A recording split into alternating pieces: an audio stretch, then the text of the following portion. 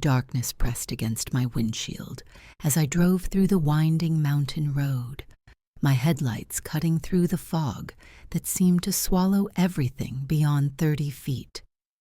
I was heading to interview Detective Sarah Chen about a case that had haunted the Millbrook Police Department for 3 years.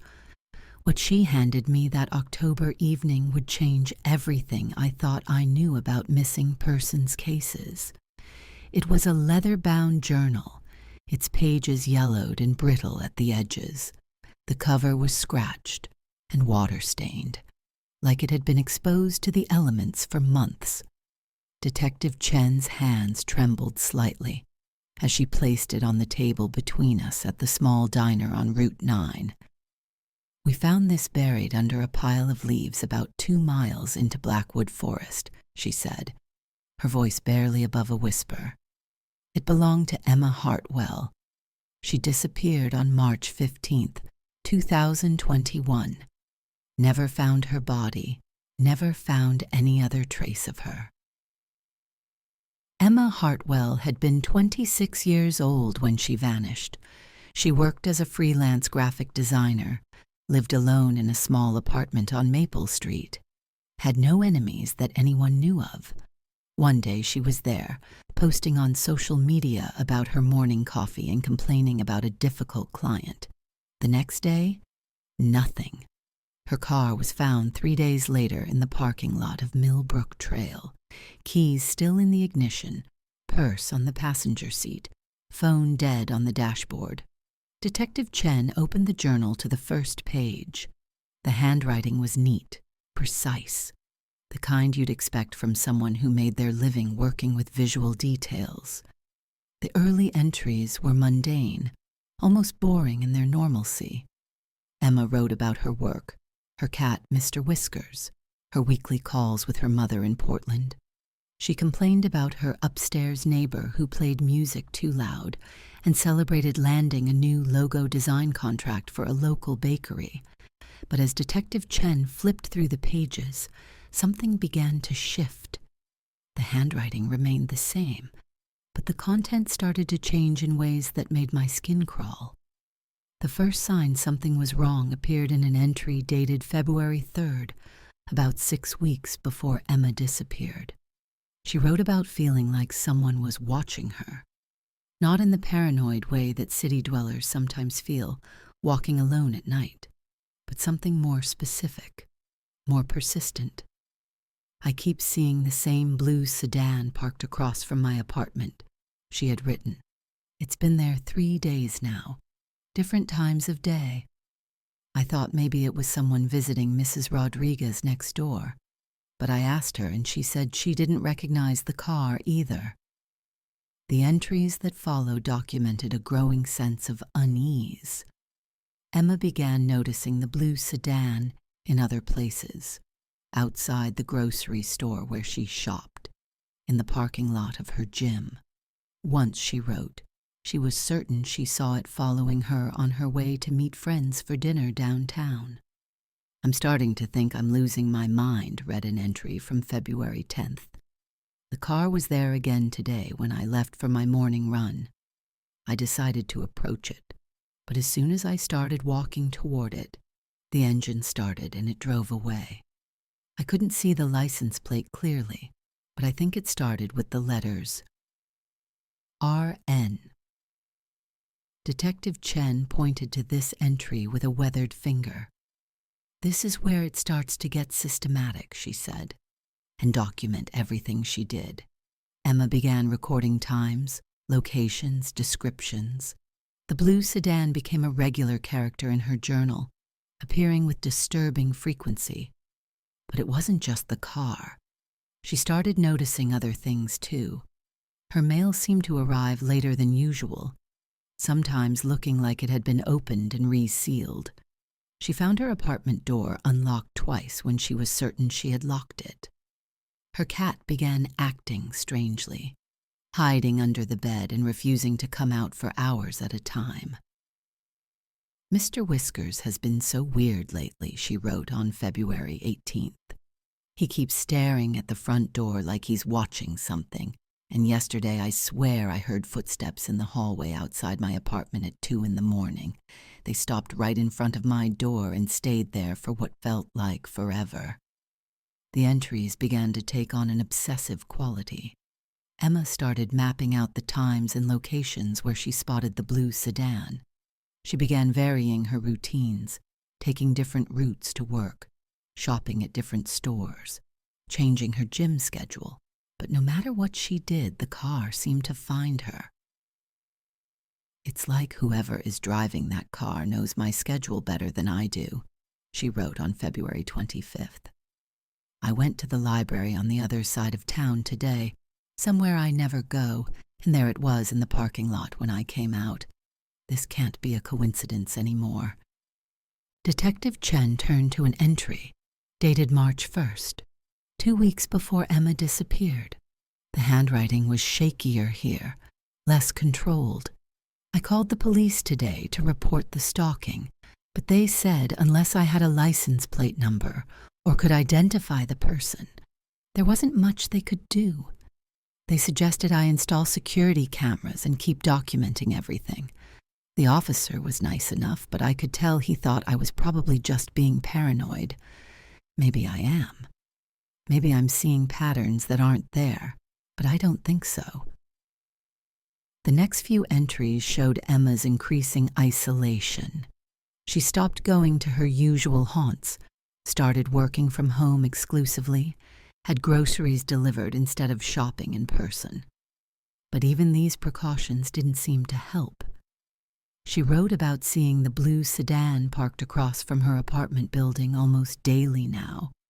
She noticed that her neighbors seemed to be avoiding her, though she couldn't figure out why. "I think whoever is doing this is trying to make me look crazy," she wrote on March 5th. "Yesterday, I saw Mrs. Rodriguez talking to a man I didn't recognize outside the building. When she saw me watching from my window, she quickly went inside. Later, when I tried to talk to her about it, she acted like she didn't know what I was talking about. She's been my neighbor for 2 years. We always chat when we see each other." The paranoia in Emma's writing was becoming more pronounced, but Detective Chen assured me that everything Emma described had been verified wherever possible. The blue sedan was real. Other tenants in her building had seen it. Security cameras from nearby businesses had captured footage of it parked outside Emma's apartment. "The thing is," Detective Chen said, "Emma was right. Someone really was stalking her. We found evidence of surveillance equipment that had been planted near her apartment. We found records showing that someone had been intercepting her mail." Emma's final entries painted a picture of someone living in constant fear. She had installed multiple locks on her door, covered her windows with blackout curtains, and stopped answering her phone unless she recognized the number. She wrote about hearing strange noises at night, about feeling like someone was trying to get into her apartment. "I barely sleep anymore," she wrote on March 10th. "Every little sound wakes me up. Last night I was sure I heard someone trying to pick my lock. I sat by the door with a knife until sunrise, but I never heard footsteps walking away." The entries became shorter and more frantic as March 15th approached. Emma wrote about feeling trapped, about being afraid to leave her apartment, but also afraid to stay. She mentioned trying to call her mother in Portland, but being unable to reach her. She wrote about considering leaving town, but being terrified that whoever was stalking her would follow. Detective Chen turned to the final entry, dated March 14th, the day before Emma disappeared. The handwriting was barely legible, scrawled across the page in what looked like desperation. "I know they're coming for me tonight. I can feel it. The building has been too quiet all day. Mr. Whiskers hasn't come out from under the bed since this morning. I keep hearing footsteps in the hallway, but every time I look through the peephole, there's no one there. I've called the police 3 times today, but they keep saying they'll send someone when they can." The entry continued, the handwriting becoming increasingly erratic. If something happens to me, I need people to know that I wasn't crazy. I wasn't paranoid. Someone has been watching me, following me, terrorizing me for weeks. The blue sedan is real. The license plate starts with RN. There's a man with dark hair who I've seen watching my building. He wears a black jacket and drives the sedan. Then, at the bottom of the page, in handwriting so shaky it was almost illegible, Emma had written her final words. They're in the building now. I can hear them on the stairs. Multiple footsteps trying to be quiet but not quiet enough. Mr. Whiskers is hissing at the door. They know which apartment is mine. They've known all along. If you find this journal, tell my mother I love her. Tell her I tried to be careful. And then, in letters that looked like they had been carved into the paper with desperate force, don't go into the woods alone. Detective Chen closed the journal and looked at me across the table. The diner had emptied while we'd been reading, and the fluorescent lights hummed overhead in the silence. We found this journal buried 2 miles into Blackwood Forest, she repeated. But here's the thing that keeps me awake at night. Emma's apartment is 15 miles from the forest entrance. Her car was found at Millbrook Trail, which is on the complete opposite side of town from Blackwood. She paused, running her fingers along the journal's worn cover, unless someone wanted us to find it. The detective leaned forward, her voice dropping to almost a whisper. Because here's what we discovered when we investigated further. The blue sedan Emma described was registered to a Robert Nathaniel Morrison, a man who died in a car accident 6 months before Emma ever reported seeing the car. My coffee had gone cold as I listened, but I found myself unable to move, unable to do anything but hang on every word Detective Chen spoke. The surveillance equipment we found near Emma's apartment, military grade, the kind that requires specialized knowledge to install and operate. The mail interception, sophisticated enough that it took our postal inspectors weeks to detect the evidence. This wasn't some random stalker or amateur predator. Detective Chen opened the journal again, flipping to a page near the middle. But the most disturbing thing isn't what Emma wrote about her stalker. She pointed to an entry I hadn't paid much attention to during our first reading, dated February 22nd. I've been doing research online about stalking cases in the area, trying to see if anyone else has reported similar experiences. I found something that's making my blood run cold. There have been 3 other women in the past 2 years who filed police reports about being followed by someone in a blue sedan. Sarah Martinez, Jennifer Wu, and Rebecca Thompson. Emma had written the names in capital letters, underlined multiple times. All 3 of these women, Detective Chen said quietly, disappeared within 2 months of filing their police reports. We never found their bodies. We never found any trace of them. The diner seemed to grow colder as Detective Chen continued. Emma had figured out something that we missed. She'd connected the dots that our department failed to connect. She turned to another page, this one containing what looked like a hand-drawn map. Emma had been tracking the locations where she spotted the blue sedan, but she'd also been tracking something else. The map showed the greater Millbrook area, with several locations marked in red ink. Some I recognized as places Emma had mentioned seeing the sedan. Others were marked with different symbols. These other marks, Detective Chen explained, correspond to the last known locations of Sarah Martinez, Jennifer Wu, and Rebecca Thompson. At the bottom of the map, in Emma's careful handwriting, was a note that made my hands shake as I read it. Pattern suggests hunting ground extends throughout the Tri-County area, victims selected based on specific criteria. Single women, ages 24-30, living alone, minimal family contact, Stalking period lasts 4 to 6 weeks before escalation. Detective Chen's voice was barely audible now. Emma had basically solved the case we didn't even know we had. She'd identified a serial predator, mapped his hunting grounds, and figured out his methodology. The detective closed the journal and placed both hands flat on the table. But here's the part that really keeps me awake at night. She looked directly at me, her eyes reflecting a fear that seemed to go bone deep. Emma's analysis was incomplete. Based on the timeline she'd constructed and the patterns she'd identified, there should have been more victims, women who had disappeared during gaps in her research.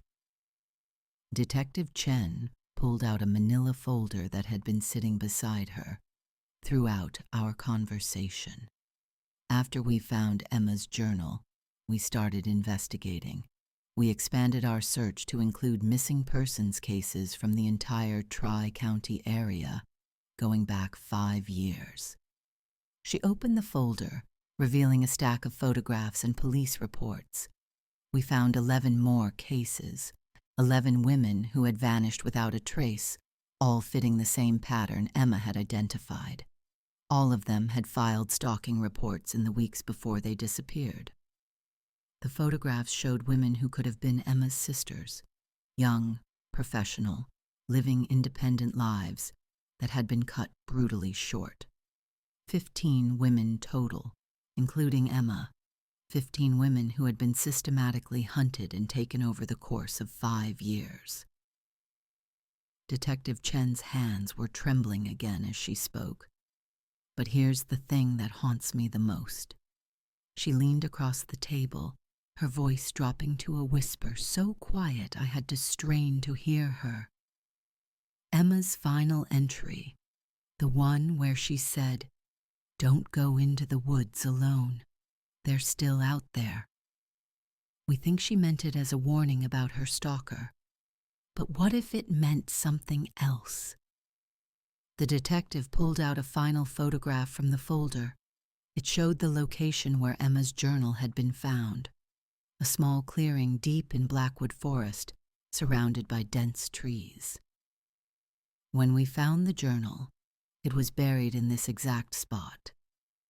She pointed to areas around the clearing marked with small flags in the photograph. We found personal items from the other victims, jewelry, pieces of clothing, identification cards, like someone had created a shrine or memorial to their victims. My mouth felt dry as I processed what Detective Chen was telling me. I think whoever killed Emma wanted us to find everything. The journal, the memorial site, the evidence of all 15 murders. She closed the folder and sat back in her chair. But I also think Emma's warning about not going into the woods alone wasn't just about avoiding her killer. Detective Chen glanced around the empty diner before continuing. We've had search teams combing Blackwood Forest for 3 years now, looking for the victim's remains. She paused, her voice taking on a haunted quality. We haven't found a single body, not one. The implications of what she was saying began to sink in, and I felt a chill that had nothing to do with the air conditioning in the diner. Detective Chen opened the journal one final time, turning to a page near the very end. It was an entry I hadn't seen during our first reading, one that Emma had written in tiny handwriting, along the margins of an earlier page, like she'd been trying to hide it even from herself. I followed the blue sedan today. I know it was dangerous, but I had to know where it goes when it's not watching me. It drove straight to Blackwood Forest, to a service road I didn't even know existed. I parked far back and followed on foot. There's something in those woods, something that shouldn't be there. Buildings, equipment, people.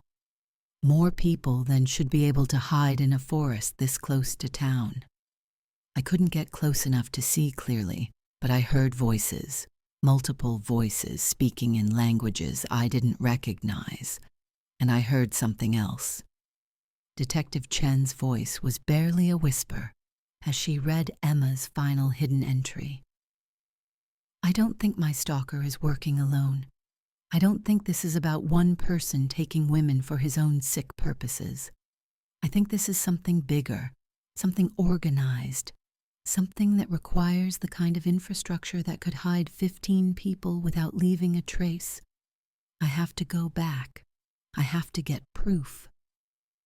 The detective closed the journal for the final time and looked at me with eyes that had seen too much. Emma never made it back from her second trip to the woods, but her journal did. She stood up from the table, gathering the journal and the folder of evidence. The Blackwood Forest case is still open. We still have teams searching, still following leads, still trying to find those 15 women. Detective Chen walked toward the door of the diner, then turned back to face me one final time. Don't go into the woods alone. They're still out there.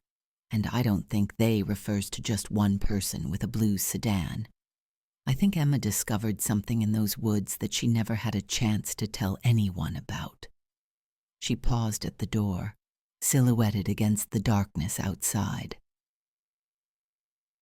As Detective Chen disappeared into the night, I sat alone in the empty diner, staring at the spot where Emma Hartwell's journal had been just moments before. Outside, the wind picked up, rattling the windows and carrying with it the sound of something that might have been branches scraping against the building, or something that might have been footsteps circling the diner in the darkness, waiting to see which direction I would drive when I finally worked up the courage to leave. The last thing Detective Chen had said to me, so quietly I almost missed it, echoed in my mind as I sat there. Emma's journal ends with a warning, but it's not the only warning we've received. 3 other women in the past year have reported being stalked by someone in a blue sedan. I looked out the window at my own car, sitting alone in the parking lot under a flickering streetlight, and wondered if somewhere in the darkness beyond the light, someone in a blue sedan was already watching, already planning, already deciding whether I would be the next person to disappear into Blackwood Forest. And I wondered if somewhere, buried in those woods, there was another journal waiting to be found. Another woman's desperate attempt to document the terror of being hunted. Another set of warnings that no one would read until it was far too late. The investigation took a darker turn when Detective Chen showed me the photographs from Emma's final weeks. These weren't just journal entries anymore. Emma had become a detective herself, documenting everything with the methodical precision of someone who knew her life depended on it. She started taking pictures of everything, Chen explained, spreading the photos across her desk. License plates, faces in crowds, even her own food before she ate it. The photos told a chilling story. Emma had captured images of the same blue sedan from multiple angles, always at a distance, always lurking. But what caught my attention were the close-up shots of the license plate. Emma had managed to get clear documentation of the vehicle that had been stalking her. I asked. Of course, the car was reported stolen 3 weeks before Emma's first sighting. I studied the photographs more carefully. There were shots of a figure in the distance, always partially obscured by shadows or trees. The images were grainy, but you could make out a tall silhouette, someone who seemed to be watching Emma's apartment building from across the street. Look at this, Chen said, pointing to a series of photos dated just 2 days before Emma disappeared. The photos showed Emma's morning coffee run, her walk to work, her lunch break, and her evening jog. But in each image, if you looked carefully, you could see the same figure maintaining a careful distance. The stalker had been studying Emma's patterns, learning her schedule down to the minute. This is textbook predatory behavior, I observed. Chen nodded grimly. It gets worse. She opened the journal to a page marked with a yellow sticky note. Emma's handwriting here was different, more frantic, with words underlined multiple times and arrows connecting different thoughts across the page. "Read this entry from October 15th, Chen instructed. I read aloud. "I've been thinking about what Sarah mentioned at the grocery store last month. She said her cousin disappeared near Blackwood Forest 2 years ago. I looked it up. Jessica Martinez, 28, vanished during a hiking trip. They found her car but never found her. The police report mentioned a blue sedan seen in the area that day." The entry continued. "I've been researching missing persons cases in the area. There are at least 6 women who've disappeared in the past 5 years, all within a 30-mile radius of Blackwood Forest. All were between 25 and 35. All were last seen alone." My blood ran cold as I continued reading. Emma had essentially conducted her own investigation, uncovering a pattern that law enforcement had missed. "She was building a case," I said. "Emma figured out she wasn't just dealing with a random stalker." Chen pulled out a manila folder. "After finding Emma's research, we reopened all these cases. Emma was right. We found connections between at least 7 disappearances, all following the same pattern." The folder contained police reports, newspaper clippings, and photographs of the missing women. Looking at their faces, I felt a chill run down my spine. They all shared certain characteristics: dark hair, slender build, similar age range. They looked like they could have been sisters.